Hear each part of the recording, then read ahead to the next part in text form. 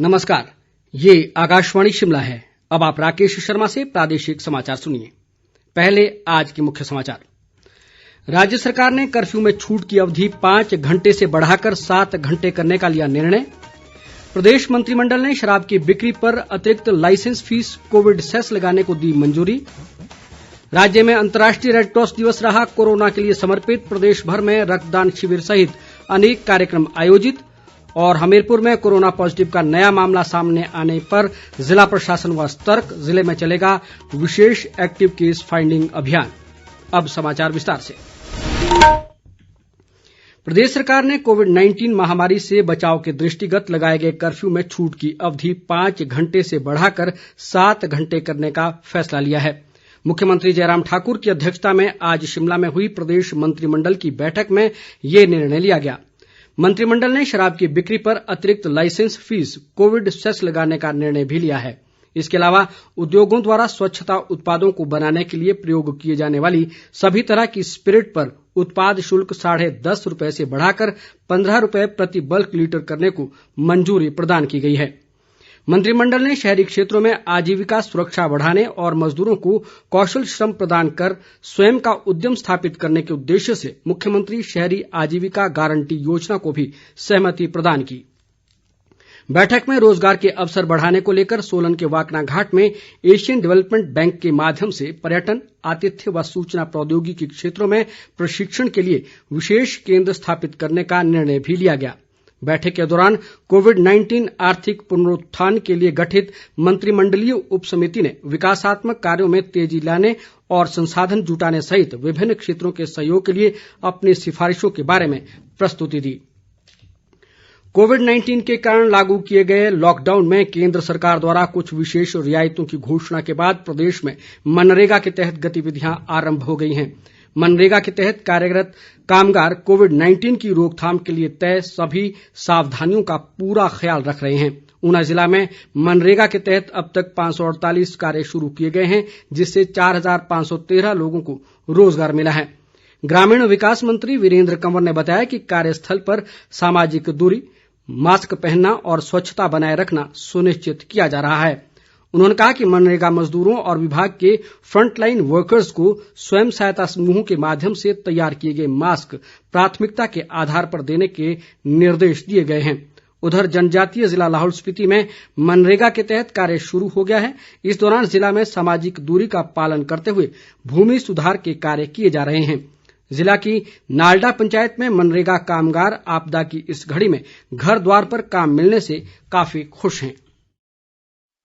लाहौल घाट में मनरेगा का एक ऐसा काम दिया सरकार ने, जो मनरेगा के तहत लोगों ने जो काम कर रहे हैं, सोशल डिस्टेंस का ख्याल रख रहे हैं, लोग अपने जो भूमि सुधार का काम कर रहे हैं, वो सराहनीय काम दिया है, खासकर लाहौल के जनजातीय घाटियों में, क्योंकि ये 6 महीने 6 दुनिया से कट जाते हैं। ऐसी जगह है ना कोई यहाँ फैक्ट्रियाँ हैं, ना कोई जिम्मेदारी के सिवाय कुछ भी काम नहीं होता है। हम सरकार का आभारी है जिन्होंने हमें नरेगा के तहत नमक और पानी से जुड़ाने के लिए काम दिया है। इस बीच सिरमौर जिला में सरकार के निर्देशानुसार कृषि विभाग ने किसानों के लिए सोलर फेंसिंग और मृदा संरक्षण संबंधी कार्य शुरू किए हैं। उपायुक्त आर.के. परूथी ने बताया कि जिला में कृषि विभाग की लगभग सभी योजनाओं पर कार्य शुरू हो चुके हैं। कुल्लू जिला के मनाली में बाहरी राज्यों से आने वाले लोगों के लिए आधुनिक सुविधाओं से युक्त क्वारंटीन सेंटर बनाए गए हैं। वन व परिवहन मंत्री गोविंद सिंह ठाकुर ने बताया कि पर्यटन विकास निगम के होटल द रोहतांग मनालसू में क्वारंटीन सेंटर स्थापित किया गया है, जिसमें 26 कमरों की व्यवस्था है। गोविंद ठाकुर ने अन्य राज्यों से आने वाले लोगों से क्वारंटीन नियमों का पूरी तरह पालन करने की अपील की है, ताकि जिले को कोरोना मुक्त बनाए रखा जा सके। भाजपा के राष्ट्रीय अध्यक्ष जगत प्रकाश नड्डा के निर्देशानुसार पार्टी के केंद्रीय नेतृत्व ने हिमाचल के लिए 1 लाख सैनिटाइजर की पहली खेप भेजी है। भाजपा के प्रदेश महासचिव त्रिलोक जम्वाल ने ये जानकारी देते हुए बताया कि ये सैनिटाइजर राज्य के प्रत्येक संसदीय क्षेत्र में भेजे जाएंगे। उन्होंने कहा कि कोरोना महामारी से बचाव के लिए मास्क व सैनिटाइजर बेहद जरूरी है। जम्वाल ने कहा कि भाजपा द्वारा देश के सभी राज्यों को सैनिटाइजर भेजे जा रहे हैं।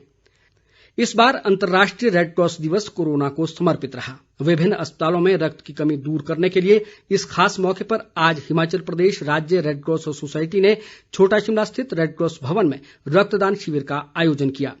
शिविर का शुभारंभ राज्य रेडक्रॉस सोसायटी के अध्यक्ष व राज्यपाल बंडारू दत्तात्रेय ने किया। राज्यपाल ने कहा कि कोरोना महामारी से निपटने में रेडक्रॉस सोसायटी की भूमिका और अधिक बढ़ जाती है। बंडारू दत्तात्रेय ने कहा कि लोगों को जागरूक करने, मास्क वितरित करने और गरीबों को भोजन बांटने जैसे विभिन्न कार्य रेडक्रॉस के माध्यम से किए जा सकते हैं। राज्यपाल ने कहा कि रेडक्रॉस के जरिए अभी तक करीब 7 लाख लोगों को पका हुआ भोजन जबकि 27,000 से अधिक परिवारों को खाद्यान्न उपलब्ध करवाया गया है। इस अवसर पर राज्य रेडक्रॉस अस्पताल कल्याण शाखा की अध्यक्ष डॉक्टर साधना ठाकुर ने कहा कि रेडक्रॉस का मुख्य उद्देश्य आपदा के समय में पीड़ित मानवता को राहत प्रदान करना है। उन्होंने लोगों से कोविड-19 को लेकर केंद्र सरकार के दिशा निर्देशों का पालन करने का आग्रह भी किया। इस बीच अंतर्राष्ट्रीय रेडक्रॉस दिवस पर प्रदेश के विभिन्न स्थानों पर कोरोना योद्धाओं को सम्मानित किया गया और उन्हें मास्क व सैनिटाइजर भी बांटे गए। इसके अलावा लोगों को कोरोना के प्रति जागरूक भी किया गया। प्रदेश में कोरोना पॉजिटिव मामलों की संख्या बढ़कर 7 हो गई है। हमीरपुर जिला में बड़सर उपमंडल की बीझड़ी पंचायत के दुधार गांव से कोरोना संक्रमण का नया मामला सामने आने के बाद इलाके में विशेष एक्टिव केस फाइंडिंग अभियान चलाया जाएगा। उपायुक्त हरिकेश मीणा ने बताया कि इस अभियान के लिए स्वास्थ्य विभाग की 30 टीमें गठित की गई हैं। उन्होंने कहा कि आगामी 3 दिनों में पंचायत के लगभग 4,500 लोगों की स्क्रीनिंग की जाएगी।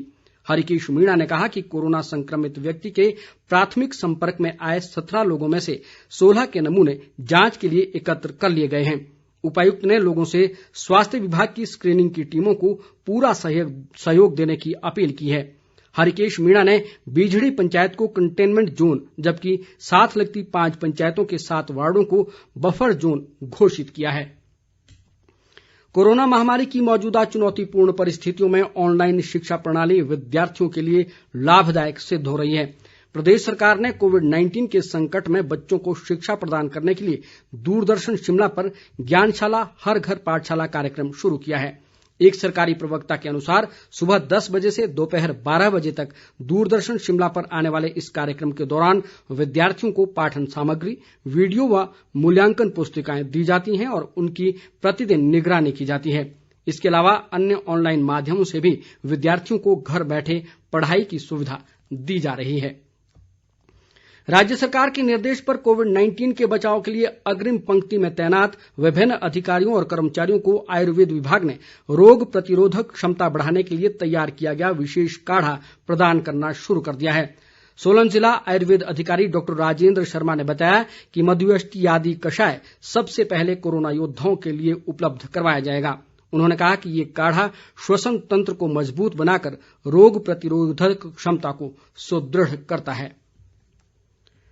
कोरोना संकट के दौरान शिमला जिला के कोटिवृत्त में समेकित बाल विकास परियोजना के तहत 30 आंगनबाड़ी केंद्रों के माध्यम से 657 बच्चों और गर्भवती व धात्री महिलाओं को 1 माह का अग्रिम आहार उपलब्ध करवाया गया। पर्यवेक्षक कौशल्या ठाकुर ने बताया कि कोटिवृत्त में 30 आंगनबाड़ी केंद्र आते हैं जिनमें 500 बच्चे, 157 गर्भवती और धात्री महिलाएं पंजीकृत हैं।